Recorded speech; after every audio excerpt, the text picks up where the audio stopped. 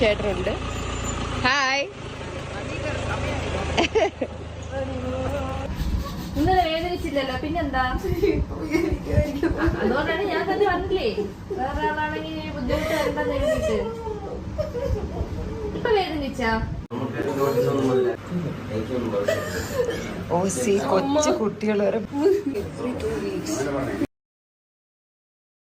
ദിയാകൃഷ്ണയുടെ വിവാഹത്തിന് ശേഷം പെട്ടെന്ന് തന്നെ കുഞ്ഞു വേണമെന്ന ദിയയുടെ തീരുമാനം പലരും അംഗീകരിച്ചു. കാരണം ഇന്നത്തെ തലമുറയിൽ പലരും കുഞ്ഞുങ്ങൾ വേണമോ വേണ്ടയോ എന്ന് പോലും ചിന്തിക്കുന്നവരാണ്.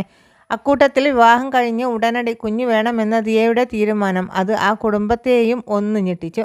എന്നാൽ ഇന്ന് അവർ ആ കുഞ്ഞിന് വേണ്ടി കാത്തിരിക്കുകയാണ്. എത്ര പേരാണ് ആ കുഞ്ഞിനെ താലോലിക്കാൻ എന്ന് അവരുടെ വ്ലോഗുകൾ കാണുമ്പോൾ തന്നെ അറിയാം. ഓരോരുത്തരും കാത്തിരിക്കുന്നത് ആ കുഞ്ഞിനെ വരവേൽക്കുവാനാണ്. ദിയയുടെ ബിസിനസ് സ്ഥാപനത്തിലെ തട്ടിപ്പിൻ്റെ പേരിൽ ജീവനക്കാരുടെ ജാമ്യം നിഷേധിക്കുകയും ദിയാകൃഷ്ണയ്ക്ക് അവർ നൽകിയ കേസിൻ്റെ പേരിൽ ജാമ്യം നൽകുകയും ചെയ്തു.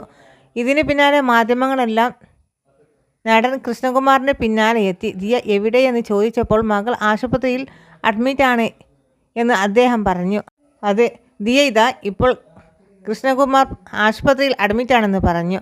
ആ കുഞ്ഞിൻ്റെ വരവിനായി ഇന്ന് ആ കുടുംബം മുഴുവൻ കാത്തിരിക്കുന്നത്. ദിയയ്ക്കൊപ്പം അശ്വനിയും അശ്വിൻ്റെ കുടുംബവും അമ്മ സിന്ധു കൃഷ്ണവും ഉണ്ടെന്നും നടൻ കൃഷ്ണകുമാർ വ്യക്തമാക്കി.